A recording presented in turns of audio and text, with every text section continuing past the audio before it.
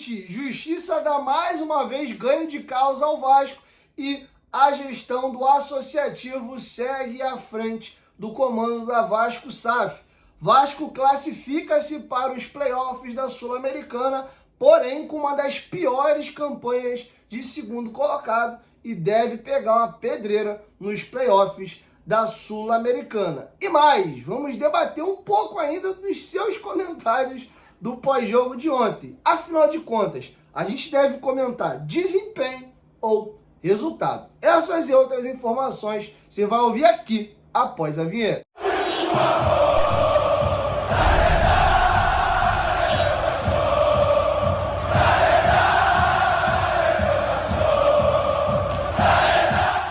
Seja bem-vindo ao canal Futebolaço, eu sou o Dieguinho. Bom, galera, tá entrando no ar a nossa primeira edição desta quarta-feira, como sempre, com muita informação para vocês. Like no começo do vídeo que ajuda bastante. Tá chegando pela primeira vez aqui no canal, já se inscreva, ative o sininho das notificações e sigam o nosso perfil e os nossos perfis oficiais no Instagram. Inclusive, ó, mais um quiz Futebolaço. Essa camisa aqui eu respondo qual é para vocês no final do vídeo. Mais uma peça rara que chega pra gente através da lojinha do Futebolaço. Essa que veio para minha coleção pessoal.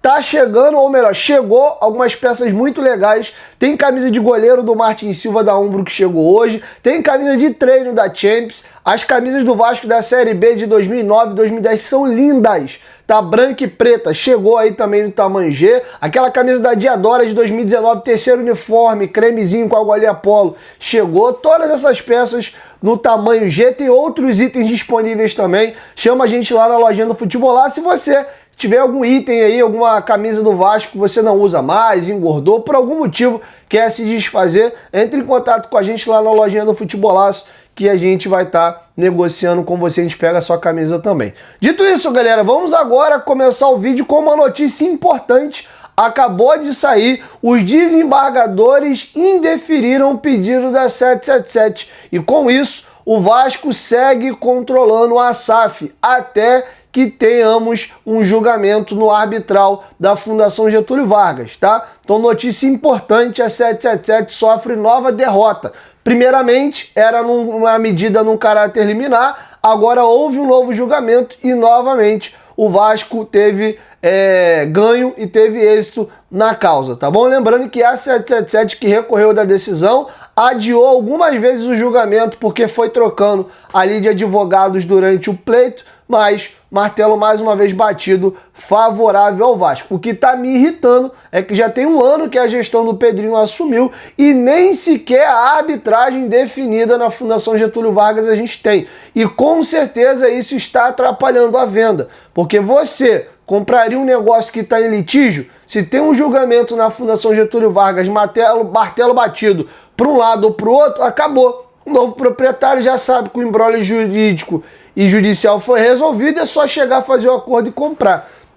Tá bom? Não vejo a hora disso ser resolvido lá no arbitral da Fundação Getúlio Vargas, mas o que me causa estranheza é que tem um ano já e nem a arbitragem está definida. Enfim, isso me incomoda bastante, mas isso é um papo para um outro vídeo. Quero te ouvir, deixa a sua opinião aqui embaixo nos comentários. E galera, vamos falar agora sobre Sul-Americana e também Libertadores, porque o Vasco classificou para o playoff com uma das piores campanhas, diga-se de passagem, da Sul-Americana e vai inclusive pegar um dos melhores terceiros colocados da Libertadores, tá? Eu vou trazer para vocês aqui algumas atualizações, tá bom? Primeira situação que eu queria trazer para vocês, já temos algumas equipes classificadas para as oitavas de final e algumas para os playoffs. Dieguinho, quem já está classificado para as oitavas de final pela Sul-Americana?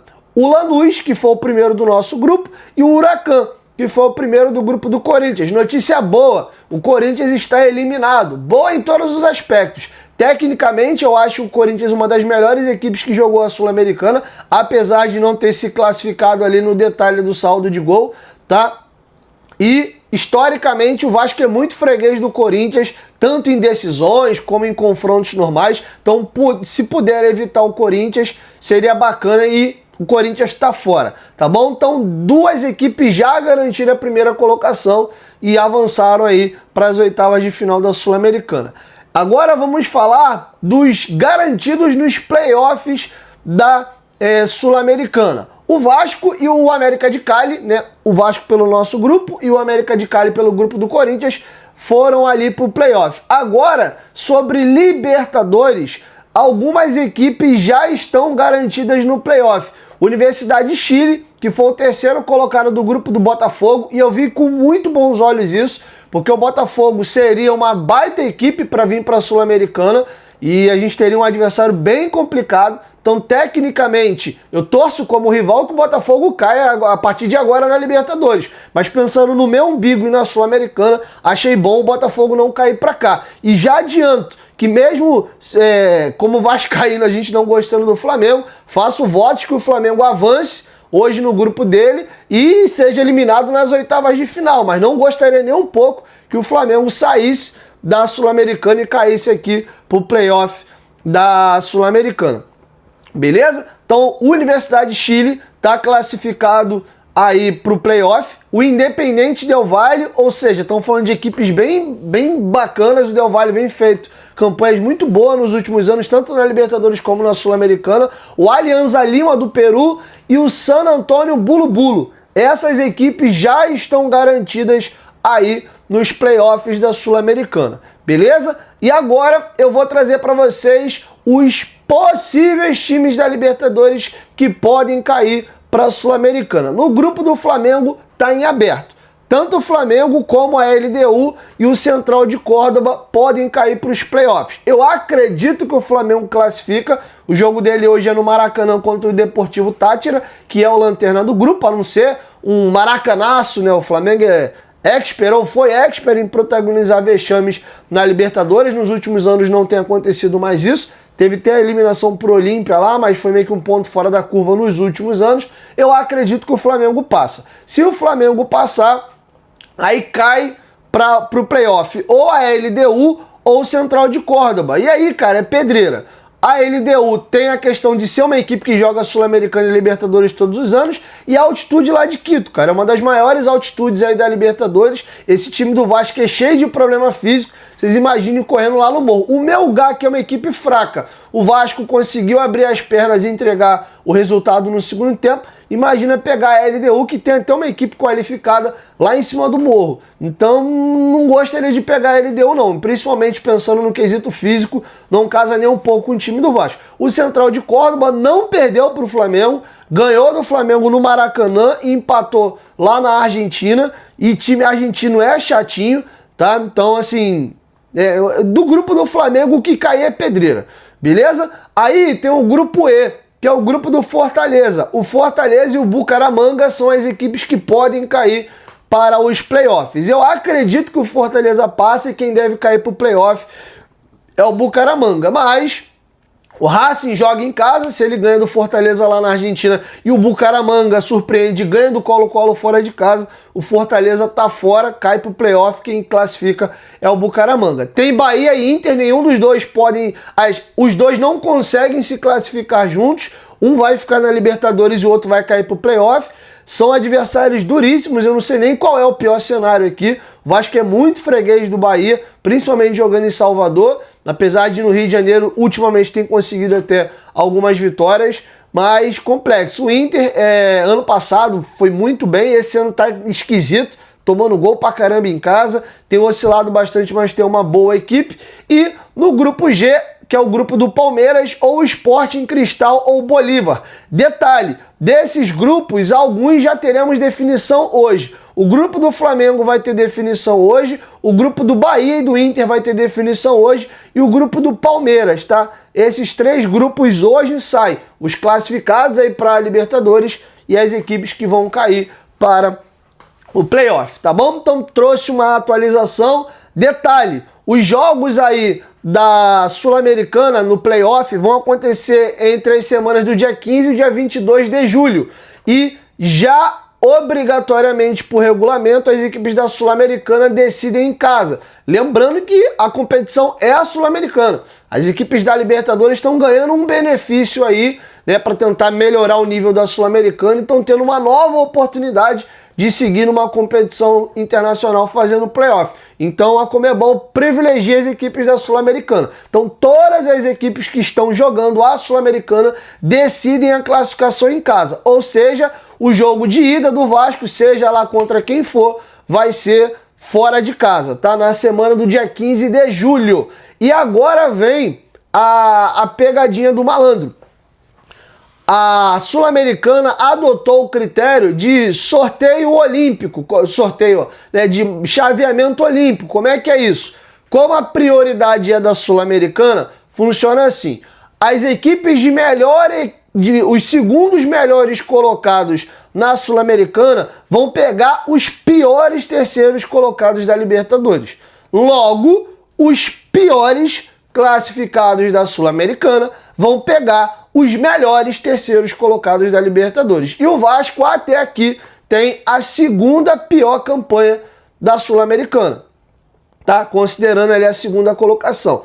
O mais provável é que o Vasco tenha ou a pior, ou a segunda, ou a terceira pior campanha dos segundos colocados. Com isso, há boas possibilidades do Vasco pegar, por exemplo, algum time do grupo do Flamengo. Não está definido ainda, esse martelo não está batido. Vamos ver como é que vai terminar aí a classificação. Mas há boa possibilidade de a gente pegar alguma equipe do grupo do Flamengo ou a Universidade de Chile, que foi eliminado do grupo do Botafogo, tá bom? Que devem ser os melhores ou tá na briga ali dos melhores terceiros colocados da Libertadores, tá? Não tá definido ainda, mas é mais ou menos isso, tá bom? Então tá feito o registro para vocês, quero te ouvir, deixa a sua opinião aqui embaixo nos comentários. Se pudesse escolher entre Universidade de Chile, Flamengo, LDU, Central de Córdoba, se for uma dessas quatro, qual você gostaria de pegar na Sul-Americana? Uma sugestão para a galera que gosta aí de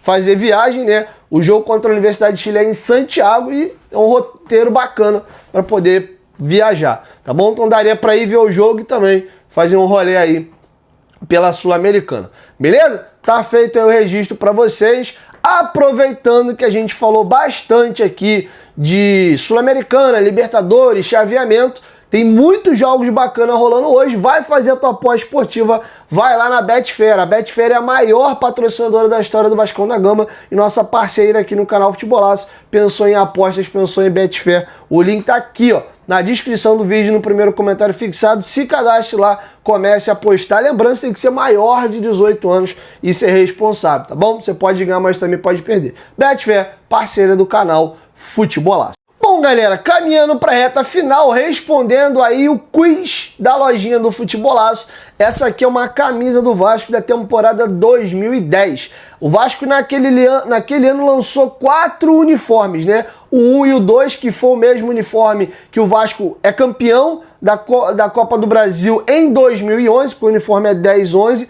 Já para o Brasileiro e para a Libertadores de 2012 é aquele uniforme que eu gravei, por exemplo, no pós-jogo de ontem, beleza? Essa aqui é o 4º uniforme do Vasco da temporada aí de 2010. É uma templária, sendo que na cor azul. Eu brinco que essa aqui é a camisa Power Ranger, né? Então, enfim, tem várias camisas dessa, tem a verde com branco, tem a preto com branco, tem uma verde e vermelho e branco, que é uma de goleiro, que é alusiva ali às cores da bandeira de Portugal. Tem a famosa, que todo mundo é apaixonado, aquela templária vermelha e branca. Então tem várias camisas dessa daqui do Vascão da Gama. Camisas como essas e outras você pode estar adquirindo com a gente na lojinha do Futebolaço. Aqui na descrição do vídeo tem o link aí do nosso Instagram, clica lá e chama a gente no direct, tanto para comprar como para vender. Se tiver alguma peça aí que você está querendo se desfazer, lembrando que tem que ser em bom estado, tá bom? Você pode entrar em contato com a gente, beleza? 1, 2, 3, Futebolaço, tamo junto, família. Logo mais eu volto com a nossa segunda edição. Ah, deixa eu voltar aqui e fazer um comentário.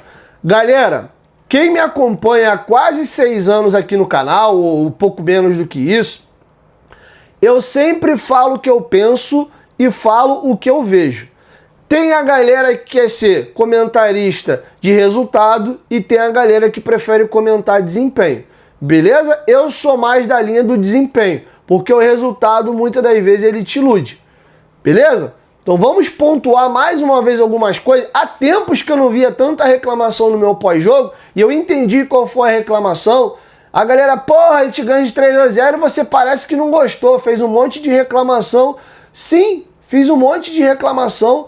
Primeiro, que eu não tô nem um pouco satisfeito com o momento do Vasco. O Vasco é um Frankenstein. É um time que faz um bom jogo contra o Fortaleza, faz um jogo esquisito contra o Operário, um jogo horroroso, principalmente no segundo tempo contra o Fluminense, faz um bom primeiro tempo contra o Melgar e um segundo tempo fraco. Lembrando que o 3-0 do primeiro tempo é mentiroso. Se o Léo Jardim não faz 2 milagres, no mínimo era 3-2. No segundo tempo, o Vasco perdeu um caminhão de bola na entrada da área. A sorte é que falta qualidade ao Melgar, que é uma equipe especialista em fazer gol de bola aérea. Cruzamento e gol de cabeça, cruzamento e gol de cabeça. Eles têm dificuldade de fazer gol pelo chão. Tiveram até a oportunidade de machucar a gente nessas bolas que o Vasco perdeu na entrada da área. O Léo Jardim chegou até a fazer defesa, mas muito mais por incapacidade do Melgar do que por mérito nosso. O segundo tempo do Vasco não é bom. E quem viu a coletiva do Diniz ontem, ele fala que o time jogou bem e tal, o tempo inteiro ele frisa que o primeiro tempo ele gostou, o segundo tempo ele pontua um monte de coisa. Então se você quer comemorar a vitória, e eu fiquei feliz com a vitória, sendo que ali no momento do pós-jogo eu tô no meu momento comentarista, no meu momento analista. Óbvio que eu tô feliz, mas eu não posso esquecer o segundo tempo do Vasco fraco, eu não posso esquecer a oscilação que essa equipe fez. O clássico com o Fluminense foi outro dia. Eu não engoli ainda a derrota do Fluminense do jeito que foi.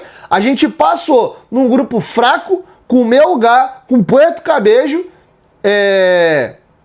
A gente conseguiu passar nesse grupo com uma das piores campanhas da Sul-Americana. Vamos pegar perrengue agora no playoff, porque fizemos uma péssima campanha. Entendeu? Eu vi muita coisa positiva.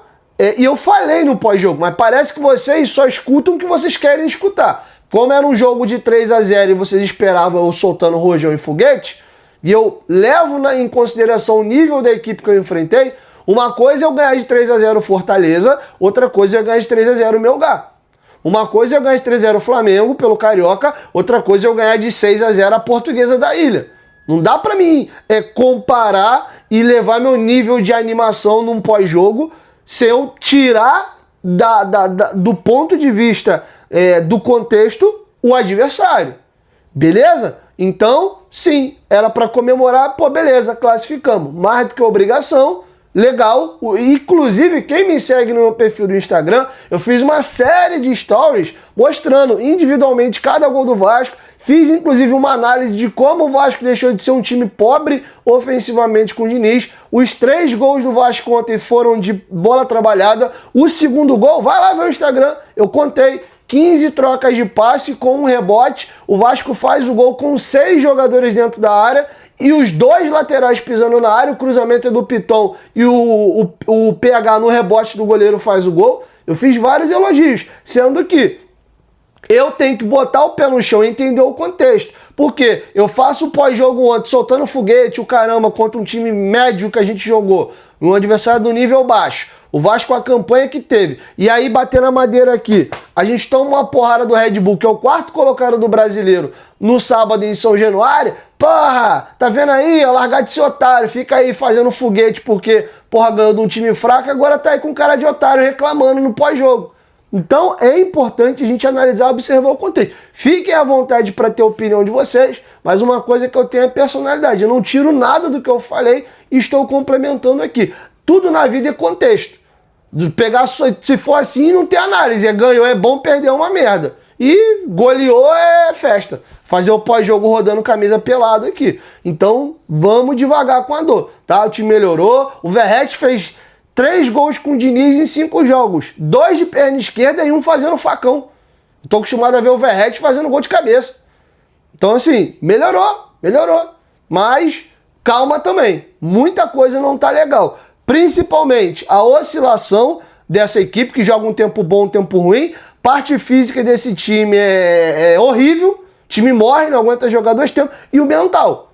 Se, por exemplo, ontem os 2 pomos dos caras lá empatam e viram o jogo, tu confia que o Vasco ia virar o jogo de volta? Se a gente empata ontem, está dentro d'água, estava eliminado. Tu confia? Porque o time parece que é assim, ele joga em São Januário, ele se transforma. Sai um gol cedo, a torcida explode, aí parece que ele entra numa zona de conforto. São Januário, em casa, aqui as coisas costumam ir bem, a gente ganha, a torcida apoia, fizemos o gol, beleza. Aí sai de São Januário, porra, vira uns gatinhos, toma um gol, desaba, meu Deus, o que eu faço agora? Eu sou ruim, empata e toma virada, ou toma um 1-0 e fica por isso mesmo. Então o Vasco nesse momento é uma equipe, ó, zero confiável. Se você confia, beleza. Eu confio no potencial. Eu acho que dá pra jogar mais. Eu acho que o Diniz é um baita treinador. E eu pontuei, inclusive, no Instagram, que todas as críticas que eu faço hoje ao time, zero ao Diniz. Porque a gente viu os mesmos problemas físicos e mentais com o Carille e com o Felipe. Dá pra ver que é o problema dos jogadores. É um problema individual deles, tá? Então eu tenho só elogios ao trabalho do Diniz até aqui. Tá bom? Então foi importante fazer esse complemento no final aqui.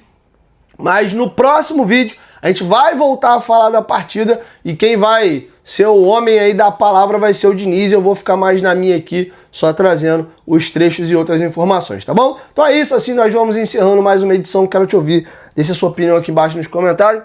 Beijão e até a próxima edição. Tamo junto.